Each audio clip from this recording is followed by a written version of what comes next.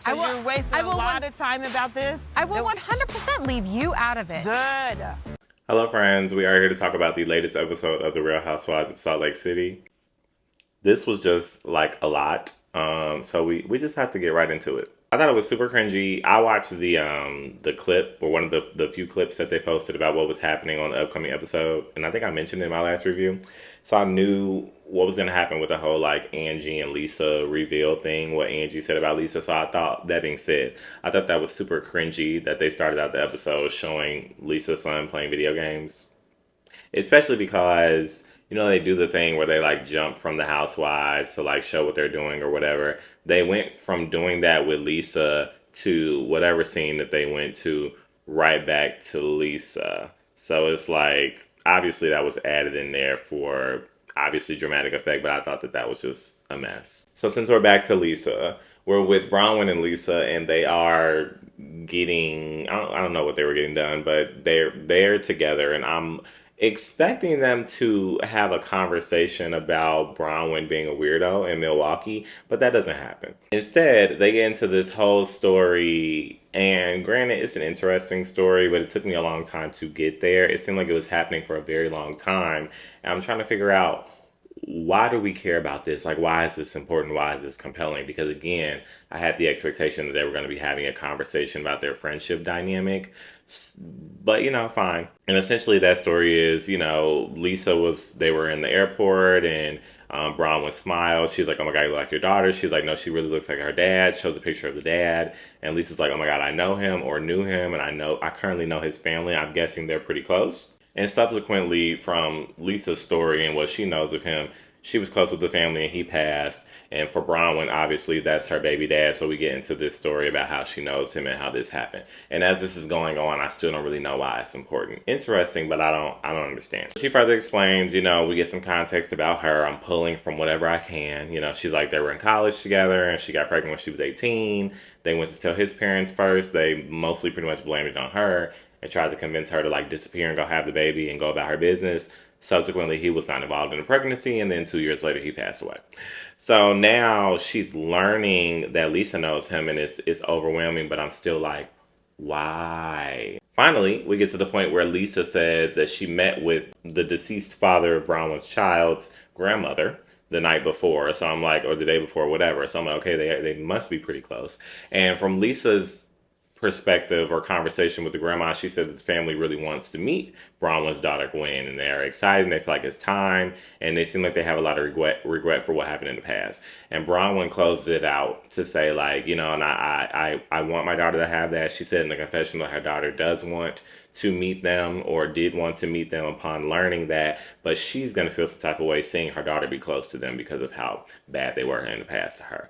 Took us a super long time to get there, but okay, we're here. I'm just wondering what type of effect or anything that's going to have on their friendship, or maybe does Bronwyn look at Lisa a little more closer? Is she going to stop being weird because she feels like Lisa helped bridge that gap for her? Or is this just not going to be not going to be a thing? I don't know. I'm just wondering, because I'm still not over their weirdness in Milwaukee. Are we not going to discuss that? Fast forward and we get Whitney, Heather, and Brittany, and they are skiing. I will say I like that they are pushing Brittany into the scenes. I know a lot of people are like, why are y'all pushing Brittany on us? We don't care. We don't really care about this storyline. Understandable, but I don't hate Brittany. I think she's interesting, and I think that she does bring something to the conversation. So I don't mind them including her quite a bit. And I honestly, even objectively, I don't like when they bring friends onto the show and they don't utilize them, because it just feels like an afterthought, and it feels like this person is just around, and it makes the season, it just gets distracting. And it seems like this season is just like the cast or whatever. It just seems like it's miscombobulated. So she's going to be there, then let's use her. And basically, Heather ushers in the conversation. She produced the hell out of this episode, let me tell y'all. Heather ushers in the conversation about Brittany's video that she sent Heather the night before. And basically, when she got back from Milwaukee, the guy Jared had left a bunch of gifts for her in this really long card or whatever. So she sent a video of it to Heather. Basically, he wants to meet up. And he's feeling like he wants to chat, see what's going on, because obviously his girl left for Milwaukee and they were good, and by the time she came back, they were broken up. So what's the tea? So he wants to chat. Now, notably, please open your ears at this point if they've been closed. Heather and Whitney are both like, no, don't meet with him, don't do that, blah, blah, blah, blah, whatever. And Brittany got the nerve to be like, well, I want to hear him out and I think I should give him a chance. But like, I'm upset because Lisa basically made me feel like I shouldn't like talk to him and entertain him. And she made me feel really bad. And there was an instance where we were in Milwaukee and he was like, he was calling and texting me and I wasn't responding. But then Lisa FaceTimed him and she was texting him being really mean. It's like, but girl, you let her. So I'm confused. Especially when you have two girls here and the whole group, honestly, that's been saying, don't mess with him, it's a mess, don't mess with him, it's a mess. But now it's a problem when Lisa's saying it. So I'm like, okay, now we see where this season and this episode is going, if we haven't already. But Whitney jumps in and she's like, well, I'm upset with Lisa too. And makes it all about her because they don't give a damn about what Brittany's talking about. And she's like, I'm upset with Lisa because I found out that, you know, the little gifts that she gave them last episode, I don't even think I talked about it because who cares? She's like, Lisa left it in her room or left it in the garbage can in her room. And it's like, okay. But then this leads Whitney into this whole talk about, yeah, so basically now that the whole Meredith thing came out about the Alibaba, that's weird. And Heather jumps in and she's like, well, Meredith heard that from Lisa. And I'm waiting to get like a flashback or something because they're good for that. But we don't. But I guess like allegedly somehow we found out that Meredith found that out from Lisa, which I don't on its face see it as an issue. But Whitney thinks, oh, well, this is a scheme that Lisa made up. And yes, this whole thing must be Lisa. And I was blaming Meredith. But I think now it's Lisa going through Meredith because Lisa is still upset with me about the podcast. And they're both even like, Lisa? And she's like, yes. But you know, with this cast, they're not like fact checking. So they're just kind of like, okay, girl. And they go about their business. We get to Mary, and she is like calling her son downstairs. First of all, I thought the fact that Robert Jr. was over the exterior of his door was quite egregious, but whatever. Comes out of his room, and she's like, well, I'm about to go to a dance class, and she's like, are you hungry? He's like, no, but can I have some money? And she's like, for what? So I'm like, and then he's like, and I'm like, say food, because what else would you say? And he said food, but he had already said he wasn't hungry. So then she starts having this weird conversation with him about, well, you know, is what you're going to be spending the money on for good things. Well, so I'm like, girl, is it marijuana? Like, is that what we're talking about? Like, I don't, what is the storyline here? And then she goes even further to talk about how, you know, she wants him to work and get his life together, but he's not at a state where he will be okay to do that, and his attention span won't be in the right place, and he'll be distracted. And she says because of his lifestyle. And I said, is it marijuana? So Mary does indeed go to a dance class that we get to see, which is interesting. And it's a hip hop class, and she's there with Angie, her new bestie, and they run into Heather's daughter, which is funny, cute, whatever. While they're doing that, Lisa and Heather go to a like a salt room, or I forgot what they're called. I've been in one before, but like a salt meditation room or whatever. So, you know, they're doing the Housewives thing where they'll show this scene over here with this group and then show this scene. So we're going to start doing that. I enjoy those. So first we get Angie, obviously after the class, she's having a conversation with Mary. She's expressing that she has an issue, you know, obviously with what Lisa said about her daughter last episode, when Lisa very clearly said, you know, you used going to go take care of your daughter as an excuse to get off the phone with me. And Angie is manipulating it. I won't even say interpreting it because she knows exactly what Lisa was saying, but she's manipulating it to sound like Lisa was taking a dig at her taking care of her daughter. Like basically Lisa saying like, oh girl, all you like imagine Lisa saying, girl, all you do is take care of your daughter, when that's not what she said at all. So now we have to do this. And Mary's listening, but she's not even giving any feedback. So I'm not even thinking she agrees with this, right? But she's not necessarily close with Lisa. And Angie's her bestie. And again, they don't fact check on this show. So we move. And she also expresses to Meredith, I guess she had a conversation with Heather. And Heather was like, Angie, it's your fault that you and Lisa are not as close. It's your fault. And Angie didn't like that because she's like, Heather's taking Lisa's side. But Heather is 1,000,000% right. It is Angie's fault. Like, hello. And we get to the scene with Heather and Lisa, and we get to hear directly from Heather telling Lisa, like, something's weird. Like, there's obviously something deeper with why Angie's coming after you, because she's, like, challenging you for no reason and, like, really just trying to take digs at you and criticize you. But, like, what is it about? Like, it's obviously about something weird, which is also true. Is Heather producing and being messy? Yeah, but she's also telling the truth. So Lisa's like kind of looking at Heather like, girl, you right, but like, how'd you get this analytical on it? Like, why are you so involved in it? And basically, Heather shares she had the conversation with Angie, and she said Angie was being really mean. And she was like, they showed a clip, and Angie's essentially like, it's not like I let my child, sit in game till 2 a.m. And then even further, even worse, she's like, basically letting the laptop and the games be the babysitter. That's a messed up thing to say. Because obviously Lisa never said anything negative about Angie's daughter. She never said anything negative about Angie's parenting. Like, any type of way you want to manipulate what was said, nothing even close to that was done. So for Angie to be clapping back and saying something of that nature is crazy. We get to the scene where Whitney is conveniently in the car with her husband. I don't know what they do, where they do, when they do, why they do. But they're driving around just to be driving around. Whitney's wearing her brand hat because people are talking about my business. So now she has to promote the hell out of her business and drag that. So she gets this convenient call from whoever the hell. And he did some research into who was behind this Alibaba thing that everybody on the internet was talking about. Well, we have to know specifically who was behind it. And he finds out beyond a shadow of a doubt that it was Lisa Barlow, or he didn't say the name, but the friend of the group that sells alcohol. And she even says dramatically, oh, the only friend in my group that sells alcohol is Lisa Barlow. And even her husband's driving like, so I'm like, this is all just so staged and so stupid. Like, where are the receipts? We're getting this scene, which I think is fun because she's only a friend of the show, but we do get to see Brittany and Jared. That's his name, right? And it's like she's a friend and she's getting her own scene, and we actually get to see this guy. I didn't think that we were going to get to see him, so that's interesting.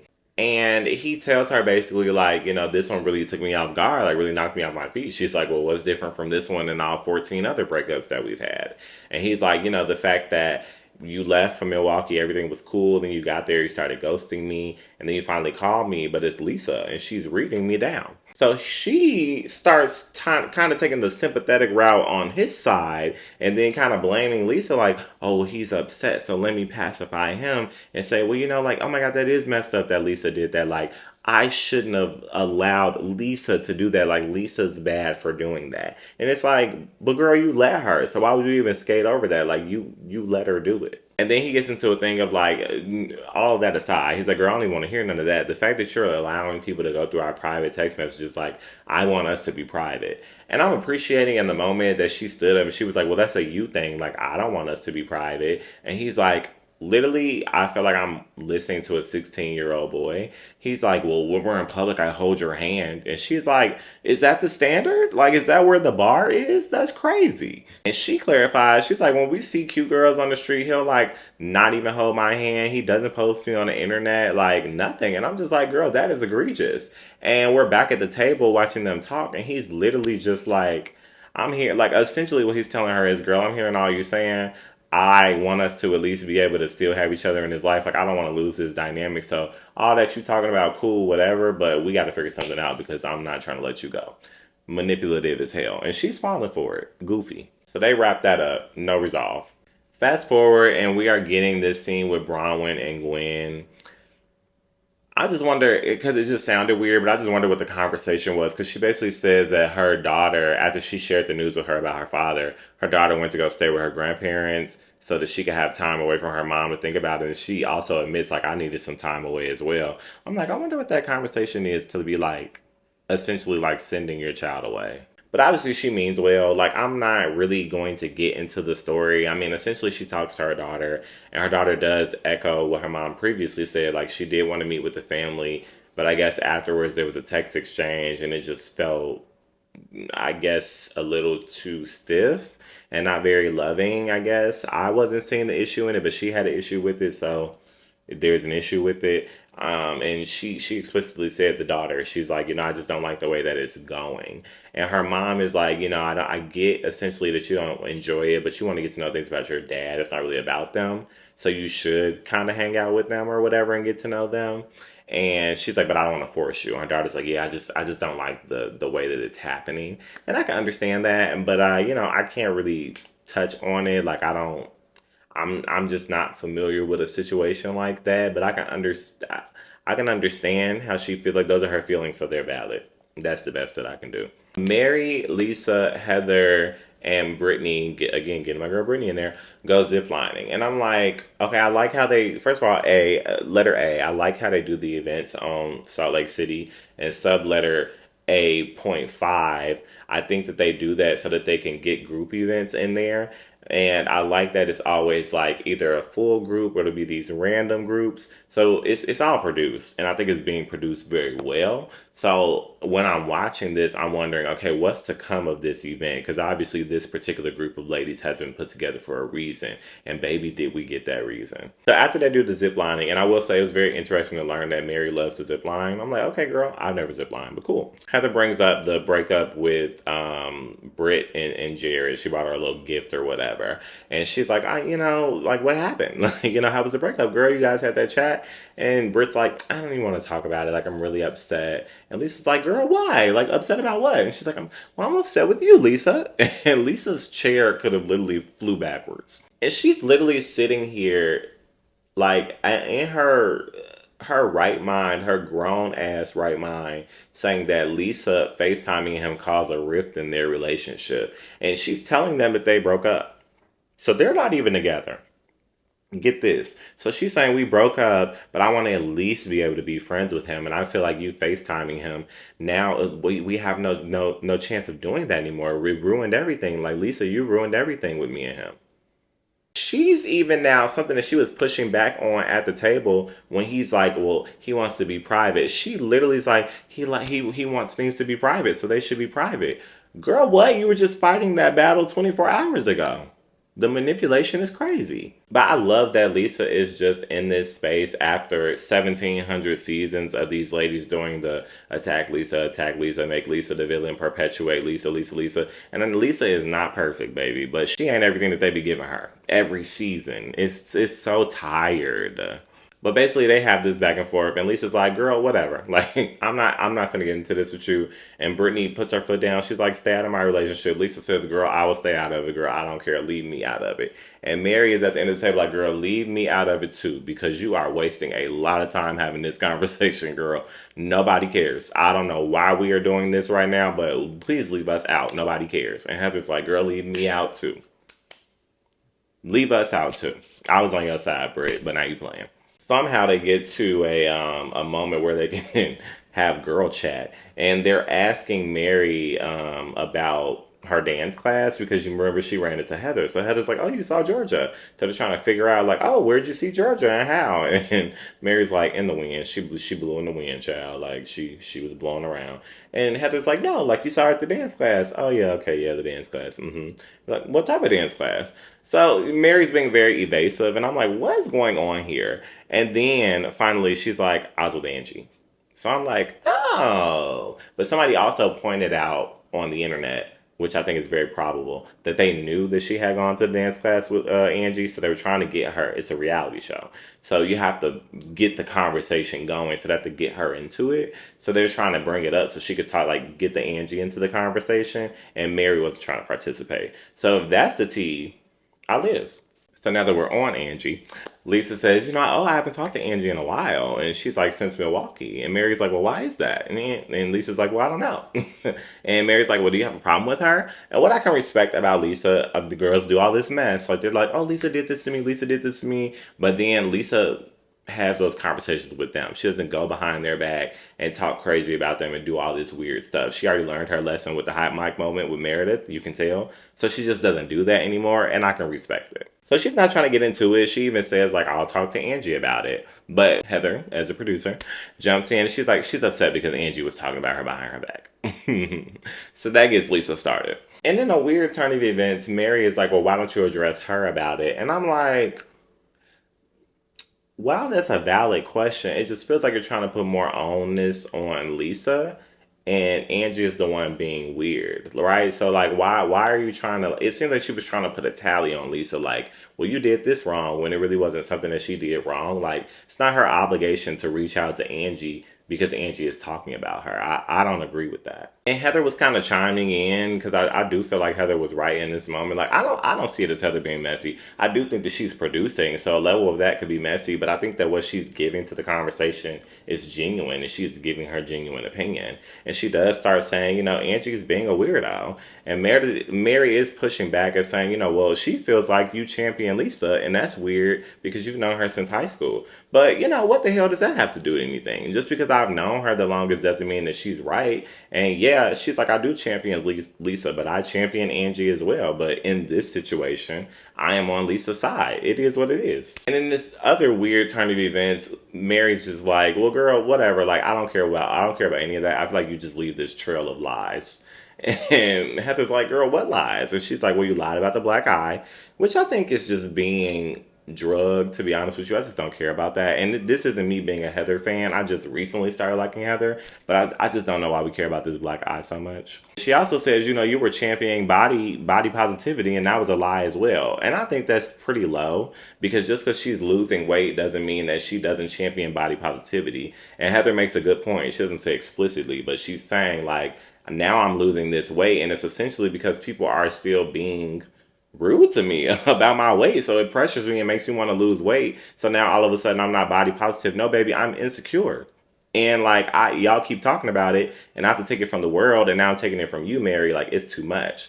But Mary does say, like, I'm not trying to hurt you. I guess Mary just really is that peculiar, and that she can say things like that but claim she's not trying to hurt the person. But I mean, I guess.